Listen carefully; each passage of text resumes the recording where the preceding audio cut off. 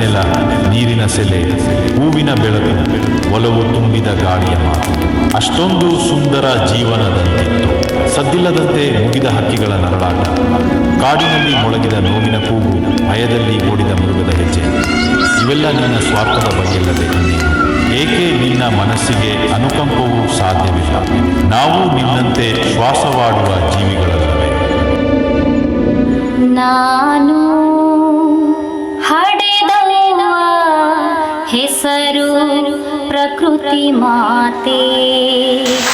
ನಾನು ಹಡೆದವ ಹೆಸರು ಪ್ರಕೃತಿ ಮಾತೆ. ಅನುಗಾಲ ಬಾಳಿದವಳು ಅರಸಿಯಂತೆ.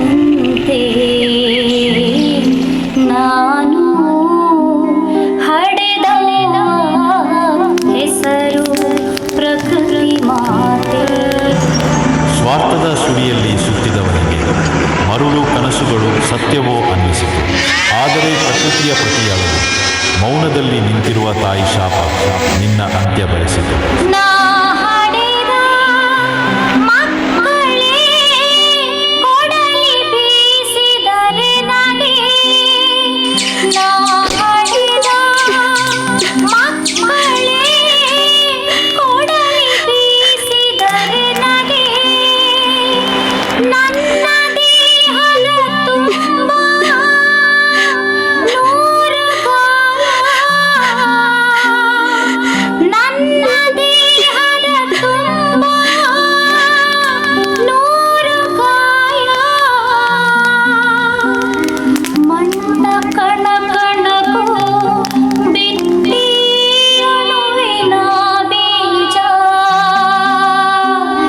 ನನ್ನ ಸುತರಿಂದಲೇ ಗರ್ಭಪಾತ. ನನ್ನ ಸುತರಿಂದಲೇ ಗರ್ಭಪಾತ.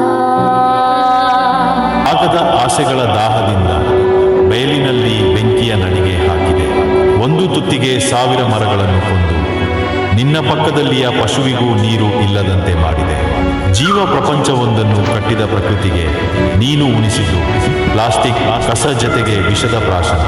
ಈಶರಾಗಿ ಪರ್ವತ ನಡುವೆ ಜೀವದ ಹಣತೆ. ಹಚ್ಚಿ ಕಾದೆನು ತುಂಬ ವರುಷ ಕಾಲ. ಸುಖ ಬಯಸದಿರೆ ಇದ್ದೇ ಸುಖವನಾನಂದು. ಇಂದು ಬೆಂಕಿಯಲಿ ಸುಟ್ಟಿಹೇನು. ಇಂದು ಬೆಂಕಿಯಲಿ ಸುಟ್ಟಿಹೇನು.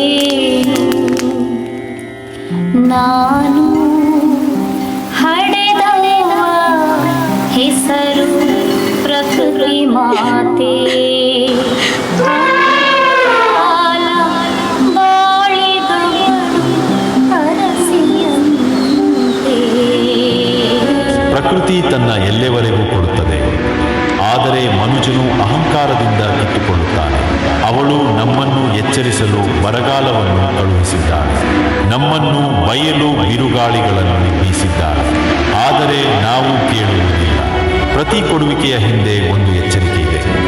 ಒಮ್ಮೆ ಭೂಮಿ ಕೊಡುವುದನ್ನೇ ನಿಲ್ಲಿಸಿದರೆ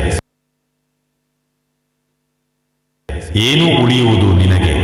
ಹೆಸರು ಪ್ರಕೃತಿ ಮಾತೆ. ಹೆಸರು ಪ್ರಕೃತಿ ಮಾತೆ. Thank you for your wonderful performance. Give them a big round of applause.